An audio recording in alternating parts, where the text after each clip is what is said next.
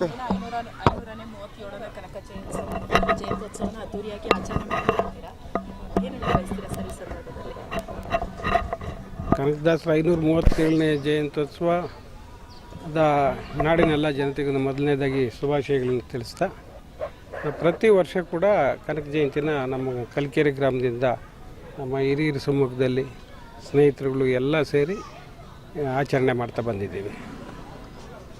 ಈ ಒಂದು ಕಾರ್ಯಕ್ರಮ ಯಾವ ಕಾರ್ಯಕ್ರಮ ಇವತ್ತು ಸುಗಮ ಸಂಗೀತ ಕಾರ್ಯಕ್ರಮ ಇದೆ, ಸುದರ್ಶನ ಹೋಮ, ಮೃತ್ಯುಂಜಯ ಹೋಮ ಮತ್ತು ಗಣಪತಿ ಹೋಮಗಳೆಲ್ಲ ಇಟ್ಕೊಂಡಿದ್ವಿ.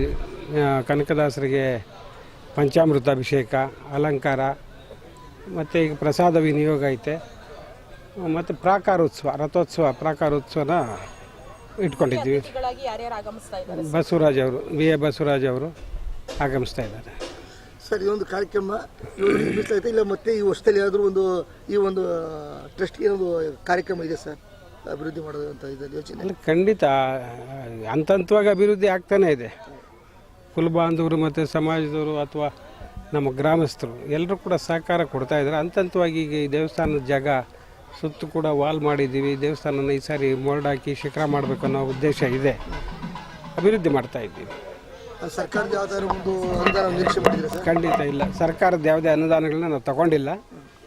ಶಾಸಕರಲ್ಲಿ ಕೇಳ್ತಾ ಇದ್ದೀವಿ ಸರ್ಕಾರದ ಅನುದಾನ ಕೊಡಿಸಿ ಅಂತೇಳಿ.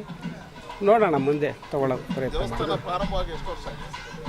14ನೇ ಇಸ್ವಿನಲ್ಲಿ 2014 ನವೆಂಬರಲ್ಲಿ, ಈಗ 10 ವರ್ಷ ಆಯಿತು. ಇದು 10ನೇ ವರ್ಷ ತುಂಬಿದೆ ಈಗ. ಹೌದು, ಸಮಾಜದವರು ಎಲ್ಲ ಸೇರಿ ಇದನ್ನು ಕಟ್ಟಿರ್ತಕ್ಕಂಥದ್ದು.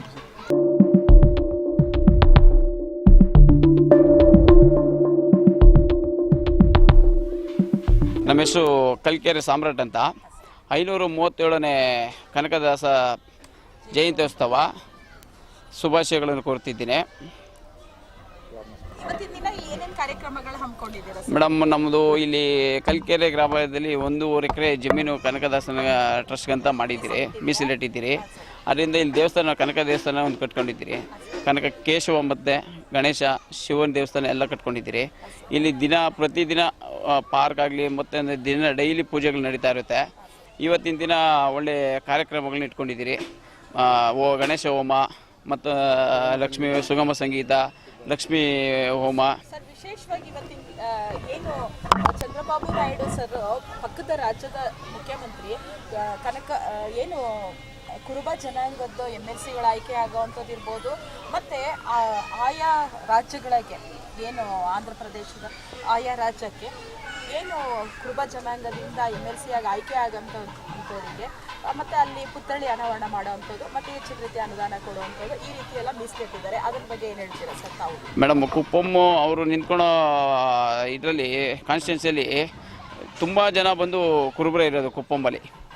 ಆದ್ದರಿಂದ ಅವರು ಎಲ್ಲ ಕಡೆಯೂ ಆಂಧ್ರ ಪ್ರದೇಶದಲ್ಲೆಲ್ಲ ಪ್ರತಿಯೊಂದು ಲೋಕಾರ್ಪಣೆ ಮಾಡ್ತಾಯಿದ್ದಾರೆ, ಪ್ರಾಮುಖ್ಯತೆ ಕೊಡ್ತಾಯಿದ್ದಾರೆ. ಮತ್ತು ಅಲ್ಲಿಂದ ಜನ ಈ ಕಡೆ ತುಂಬ ಜನ MP ಗಳು MLAಗಳು ತುಂಬ ಜನ ಇದ್ದಾರೆ ಆಂಧ್ರದಲ್ಲಿ. ಆದ್ದರಿಂದ ಅವರು ಹೆಚ್ಚಿನ ಅನುದಾನ ಕೊಟ್ಟು ಪುತ್ಥಳಿನ ಅವನಗಣ ಕಟ್ತಾ ಇದ್ದಾರೆ. ಹೌದು, ಪ್ರತಿಯೊಬ್ಬರಿಗೂ 537ನೇದು ಕನಕ ಜಯಂತ್ಯೋತ್ಸವ ಶುಭಾಶಯಗಳು. ನಾವು ಹೇಳೋದಂದ್ರೆ ಇವಾಗ ಒಂದೇ ಜನಾಂಗಕ್ಕೆ ಸೀಮಿತ ಇಲ್ಲ. ಇವತ್ತು ಕನಕದಾಸರು ಅವ್ರು ಆಲ್ರೆಡಿ ಎಲ್ಲ ಪ್ರಚಾರ ಮಾಡ್ಕೊಂಡು ಸಮಾಜ ಅಂತ ಎಲ್ಲ ಸಮಾಜದವನು ಒಂದುಗೂಡಿಸಿ ಎಲ್ಲರೂ ಇದನ್ನು ಜಯಂತ್ಯೋತ್ಸವ ಆಚರಿಸ್ಬೇಕಂತ ಮೆಸೇಜ್ ಕೊಟ್ಕೊಂಡು ಪ್ರತಿ ಒಂದು ಜಿಲ್ಲೆಯಲ್ಲೂ ಇವತ್ತು ಪ್ರತಿ ಒಂದು ಸರ್ಕಾರಿ ಇದರಲ್ಲೂ ಇದನ್ನು ಗೌರ್ಮೆಂಟ್ ಹಾಲಿಡೇ ಅಂತ ಡಿಕ್ಲೇರ್ ಮಾಡಿ 5 ವರ್ಷ ಆಗಿದೆ. ಪ್ರತಿಯೊಬ್ಬರು ಇದನ್ನು ಆಚರಣೆ ಮಾಡಲಿ, ಇದಕ್ಕೆ ಸಮಯ ಕೊಡಲಿ, ಪ್ರತಿಯೊಬ್ಬರು ಇದು ಕನಕದಾಸರ ಬಗ್ಗೆ ತಿಳುವಳಿಕೆ ಇರಲಿ ಅಂದ್ಬಿಟ್ಟು. ಯಾಕಂದರೆ ಚಿಕ್ಕ ಮಕ್ಕಳಿಗೆ ನಾಳೆ ದಿನ ಪೀಳಿಗೆ ಬಂದು ನಾವು ಏನೋ ಮೆಸೇಜ್ ಕೊಡ್ಬೇಕಂದ್ರೆ ಇವಾಗಿನ ಕಳಿಸ್ಬೇಕು. ಹೌದೌದು, ಆದ್ರ ಉದ್ದೇಶದಿಂದ ಎಲ್ಲರೂ ಕನಕ ಜಯಂತ್ಯೋತ್ಸವ ಎಲ್ಲರೂ ಪ್ರತಿ ಒಂದು ಗ್ರಾಮಸ್ಥರು ಹತ್ರ ಬಂದಿದ್ದೀರಿ.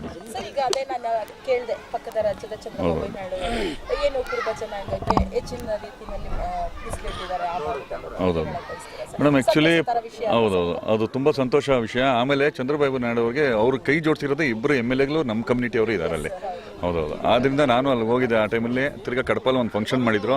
ತಿರ್ಗಾ ಅವಾಗ ವಿರೋಧ ಪಕ್ಷ ನಾಯಕರಿದ್ದಾಗೆ ಅಲ್ಲಿ ಸಿದ್ದರಾಮಯ್ಯ ಅವರು ಅಲ್ಲಿ ಒಂದು ಸಲ ಕಾಣಿಸಿದ್ರು. ಅವಾಗ ಹೋದಾಗ ಅಲ್ಲಿ ಫಂಕ್ಷನ್ ಬಗ್ಗೆ ಏನು ಅಂತ ತಿಳ್ಕೊಂಡು ಅವ್ರು ಹೋಗಿ ತಿರ್ಗಾ ಗೌರ್ಮೆಂಟಿಂದ ಅಲರ್ಟ್ ಆದಮೇಲೆ ಆಮೇಲೆ ಅವರೇ ಬಂದು ಕರ್ನಾಟಕಕ್ಕೆ ಬಂದಾಗ CM ಅವರ ಮನೆಗೆ ಹೋಗಿ ಅದನ್ನು ಪತ್ರ ಕೊಟ್ಟಿರೋದು. ಸೀಮಿತ ಅಲ್ಲ, ಬೇರೆ ಮೇಡಮ್ ಇವಾಗ ನಾನು ಶೆಫರ್ಡ್ಸ್ ಗ್ರೂಪಲ್ಲಿ ಇದ್ದೀನಿ. ಹರಿಯಾಣದಲ್ಲಿ MP ಇದ್ದಾರೆ. ಈ ರನ್ನಿಂಗ್ ಆಮ್ ಆದ್ಮಿ ಪಾರ್ಟಿಯಲ್ಲಿ 2 MLA ಡೆಲ್ಲಿ ರೂರಲಲ್ಲಿ ನಮ್ಮ ಕಮ್ಯುನಿಟಿಯವರು ಇದ್ದಾರೆ. ಪ್ರತಿ ಒಂದು ಕಡೆ ಇದ್ದಾರೆ. ಆಮೇಲೆ ಪಂಜಾಬಲ್ಲಿ ಎಕ್ಸ್ ಗವರ್ನರ್ ನಮ್ಮವರೇ. ಆಮೇಲೆ ದತ್ತಾತ್ರೇಯ ಅಂತ ಇದ್ದಾರೆ, ಅವರು ಗವರ್ನರು ಹಿಮಾಚಲ್ ಪ್ರದೇಶ, ಅವರು ನಮ್ಮ ಸಮಾಜದವರೇ. ಶಂಕರ್ ಅವರು ಹೌದೌದು, ಅವರು ಗವರ್ನರ್ ಆಗಿದ್ದಾರೆ ಈಗ, ಅವರು ನಮ್ಮ ಸಮಾಜದವರೇ. ಆಮೇಲೆ ನಮ್ಮ ರನ್ನಿಂಗ್ ಸರ್ಕಾರ ಇವಾಗ ಯಾವ ಇದು ಮುಖ್ಯಮಂತ್ರಿ ಅವರೇ ನಮ್ಮವರು. ಇಲ್ಲಿ ನಮ್ಮ ಶಾಸಕರು ಬಂದು ಪ್ರತಿ ಒಂದು ಜನಾಂಗದಲ್ಲೂ ಎಷ್ಟು ಪ್ರೀತಿಯಾಗಿದ್ದಾರೋ ಅದೇ ಥರ ನಮ್ಮ ಸಮಾಜಕ್ಕೂ ಹಂಗೆ ನೋಡ್ತಾ ಇದ್ದಾರೆ. ಎಲ್ಲದಕ್ಕೂ ಕಷ್ಟ ಸುಖ ಆಗಲಿ ನಮ್ಮ ಬಸವರಾಜಣ್ಣ ಅವಾಗಿಂದನೇ ಎಲ್ಲರ ಜೊತೆ ಕೈ ಜೋಡಿಸ್ಕೊಂಡ್ ಬರ್ತಾ ಇದ್ದಾರೆ. Thank you.